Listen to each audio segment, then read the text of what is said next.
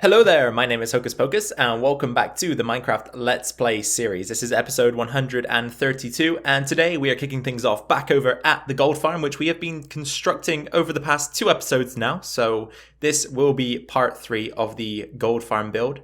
Whether or not we get a lot of work done will be down to how much time we find ourselves with after I've done a certain task in this video, which I will disclose later on.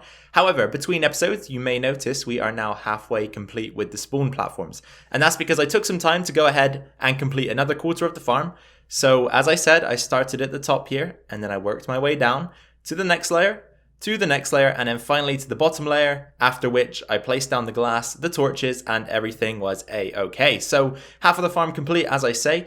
I'm not sure if this thing is in a state to test it, but I'm kind of intrigued to know what would happen if I did try it. So perhaps what we'll do is we will go and find ourselves the materials to create a snowman, grab ourselves some snowballs, and then give this farm a shot. As I say, I don't know whether it's going to function properly right now, but we can always test it out, see what happens, and if it doesn't fire or function properly, then we know not to test it again until it's complete. So I'll go grab some snow and be right back. I wonder what happened here. The Endermen have been moving blocks around, and you can see a dude right there actually with a block in his hand. However, this is kind of interesting as well. We have a zombie villager here with armor. If I can get him to pick something up, he won't despawn, right? I kind of want to try to cure one of these guys because they offer you very good discounts on their trades if you do manage to do it. However, he doesn't seem to want to pick up this block, does he? Come on now, dude. Come on. This way. Stop making noises. Just pick the block up. Okay. Whatever then, man. You choose death. You're not going to be useful to me if you don't pick anything up.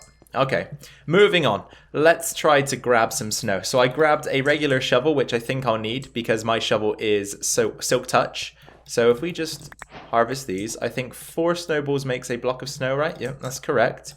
And I believe we need 2 of these to craft what we're after. So if we go like this, I'll take a bit more if there's some more. There should be a couple pieces more around here. And that seems to be it. So we do actually need a couple snowballs as well to throw at the pigmen. So I will grab a pumpkin and meet you guys back over at the nether. You know what, guys? I actually had a realization. Snowmen don't last long in the nether. I believe they take damage once they are spawned in the nether. So what we'll do instead is we'll lock the snowman up in the outdoor area of our house here where all of the skeletal horses are. If we can just evade this skeleton very quickly. He's trying to avenge his brothers that are locked away in the garden of our house, or the decking. I don't really know what you'd call this area, right? It's sort of a decking area, I guess, except it's not made of wood, it's made of stone. Anyway, let's go 2 snow blocks and a pumpkin.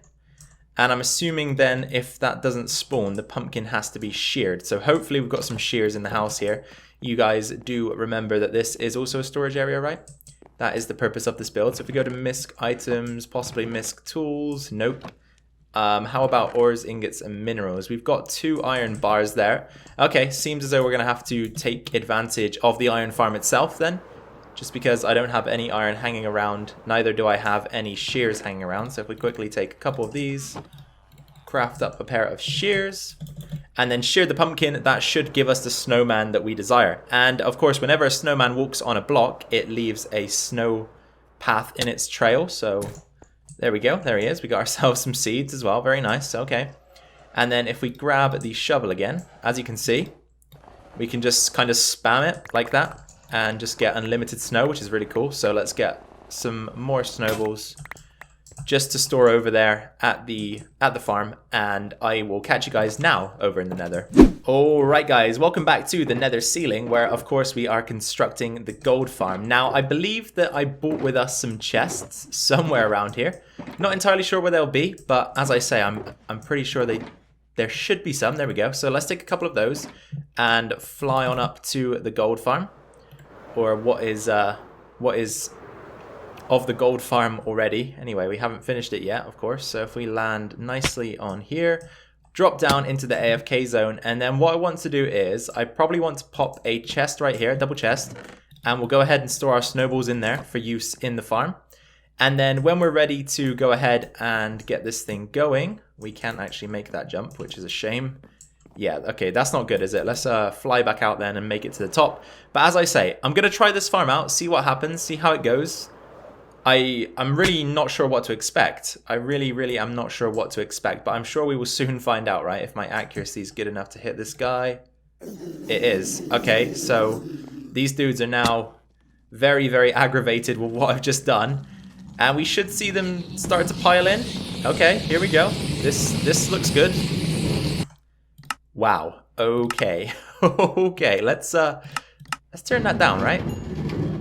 And now all we can hear is minecarts, which is just as bad, but more bearable, I would say. Even though it's just as bad. That doesn't really make sense, but it's more bearable, I would say. So, okay, I've heard about this issue before, right? That the pigmen don't tend to keep aggravated. So to improve this, we will add in the named pigmen at the back. That should help us.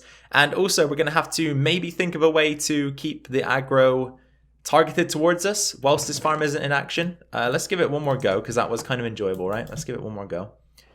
I think that was quite fun. So we'll throw another snowball at another pigman and make him very angry. This guy, oops, no, he's on the move. All right, I need someone who's going to stay still for me here. I don't want to miss this shot. How about this guy here? Is that a good throw? Damn, that throw sucked, right? Let's try again. Let's try again. Let's just take 15 snowballs up there so we don't have to keep dropping down every time we fail. And this time I should try to conserve a little bit of health when doing it as well. I was a bit... Oops, there we go. I was a bit reckless last time, so let's try hit one of these guys here. Too high. Miss. Good. On target. Right. So here they come, and we can't hear them this time. Obviously, I turned the sound off. And in they go. Are they going to start going in? They are going to start going in. So once again, here they come. Let's pop our snowballs back in the chest. And just see how long the aggro sticks for. Okay, it seems to have already timed out. By the looks of things, I don't see any pigmen progressing towards the farm at all. Okay, so again, as you can see, the aggro timed out very quickly, but with the named pigmen in place, we should be able to sustain a bit more aggro, hopefully. And then, as I say, we can try and figure out maybe another method to keep the aggro sustainable. Before we continue with the gold farm build, there is one problem that we are facing, and that is the fact that we are running extremely low on andesite. And as you guys know, the gold farm build is using a lot of that stuff, and I'm burning through it very quickly for the spawn platforms. So I think what we will do now is run through a few ways that I usually like to gain or attain more andesite in a fairly quick fashion. And then I guess hopefully that'll be helpful to you guys, but it will also be helpful to us because, as I say, we do need more over at the gold farm right now. So I've got 3 empty shulker boxes with me, got my pickaxe in hand, and as you guys may know, I have been doing another beacon mining session here. So we've cleared out all of this space so far. So this is the first technique that I used to find andesite. So what you want to do is, once you've cleared out a bunch of space, and I have already done this, as you can see, this area here probably had andesite there once upon a time, but I've removed it. So this is a perfect example, right? Once you find some andesite, you just want to take it all out like so. You can leave a block behind that has the torch on if you want to. Otherwise, replace it with stone and put the torch right back. But what we like to do is, we like to pull out all of the andesite in the area, and it doesn't have to be perfectly neat, right? Because in the end, we're probably just going to fill all of this back in with stone anyway. So don't worry too much about being perfectly neat if this is the method that you're going to choose. There will be an easier method coming up though, guys, so do not worry too much about that. Anyway, let's just pretend that by now I've stripped out all of the andesite that was in that patch. What we want to do is we want to head back over to our chests, in which we already have a bunch of stones. So we have a bunch of diorite, a bunch of granite, a bunch of regular stone, a bunch of cobblestone from the digging process. So let's just grab some stone like so.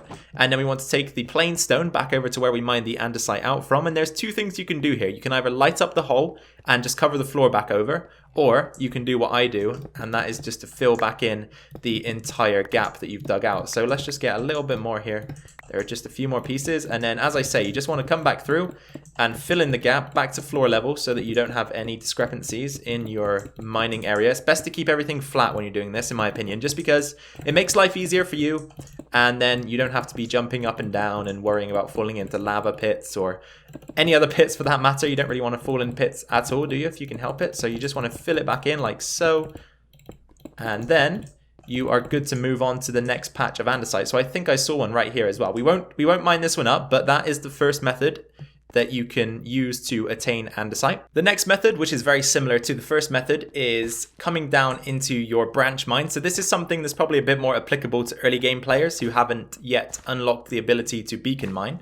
So if we find a strip that's open right here and progress down it, we will eventually find some andesite. And just as last time, you want to come through and mine out your, I guess you would call this a vein, right? It's not an ore, but you could still refer to it as a vein, I suppose. A vein of andesite. You want to mine out the vein of andesite. And then again, you've got two options. I'm going to be using the second option here, but your first option is to get some regular stone or some cobblestone and patch the area back in that you've dug out. Or alternatively, you could just grab a few torches and ensure that you light the area up. If you're keen on having no spawnable areas around your base, of course. If not, you don't even have to do either of those things. You can just leave it as it is. But for me, I prefer not to have spawnable areas around my base if possible. I'm trying to make everything spawn proof when I can, you know, so that we can sort of control where mobs are able to spawn in our world. But we'll just finish things right there. And as I say, you just want to chuck down a couple torches here and there. Just be quite gung-ho with it, especially if you've got enough resources that torches don't really matter to you that much, just to ensure that, as I say, you're not going to be allowing any mobs to spawn in the area. So that should be fine.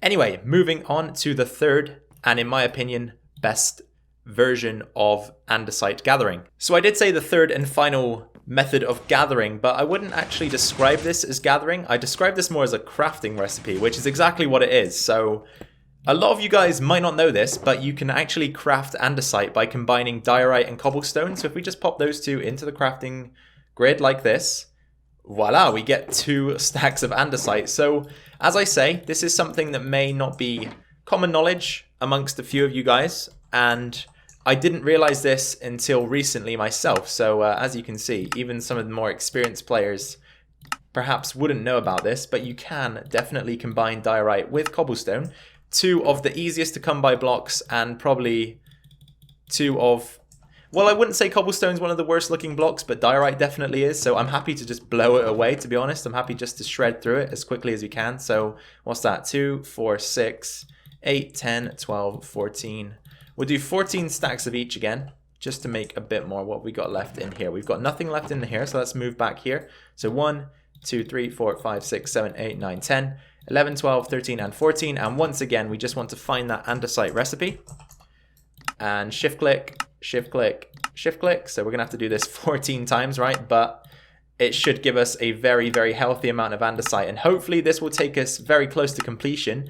And at that point, if we haven't actually got enough andesite to complete the farm, we can just use this method again because it's very straightforward, right? So let's fill this shulker box up.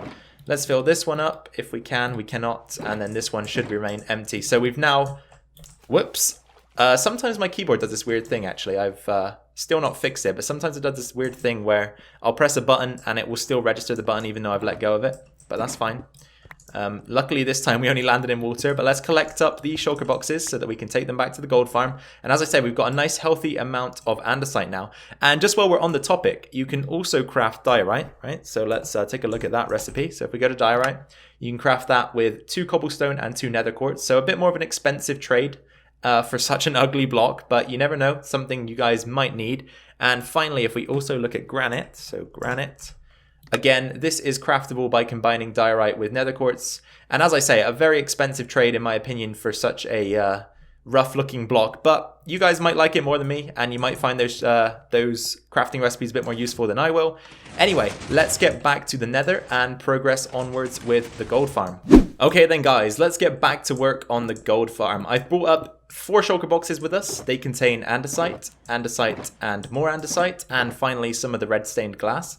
So I figured that it'd be easier to come back to this location to grab materials to keep the farm going, rather than flying all the way back down to the bottom every time that we needed them. I also stacked up the torches so that we've got around a stack and a half now to continue the process of lighting up these platforms. So I think where we will continue is probably from that platform right there. So we're going to start at the top and work our way down again for this quarter of the farm. So I'll just bring you guys back in for periodic updates. Hopefully we can get a fair amount done before I run out of time in today's episode. And then from there, I guess we just carry on going until this thing's done. Okay guys, it turns out I'm a dummy, and you've probably already established that by now if you've been watching my videos for at least, I don't know, a week or so. You've probably established that. but you can probably see my mistake right away. So instinctively, I just went straight to the bottom layer and went ahead with it without thinking. And I know I told you guys I was going to start up there, which would have made much more sense because now ghasts are able to spawn in this area here. But what I'm going to do is go straight up to that layer once we've placed all the torches down. If you remember, every 4 blocks the torch has to go. You probably do remember. I probably ingrained that into your skulls in the last episode or so, just because I repeated it so many times. But once I've done the torches here, I will move on to the top layer instead and begin work up there, just because, as I say, I want to ghast proof this area as I work rather than trying to fight around them, because they do get kind of frustrating, especially if they start shooting the glass. That's not exactly what we want at all. So, as I say, we'll be moving on to the top layer next, but let's get these torches placed first. So we've got the top floor of the spawning layers complete here on this quarter of the farm. So we've just got the middle 2 to finish up now. And as you can see, I've also placed down the torches for this layer. So what we need to do next is grab some glass from this shulker box, I think. There we go. Perfect. And we're going to add in the glass rows that stop the gas spawns and large magma cube spawns. So let's do that.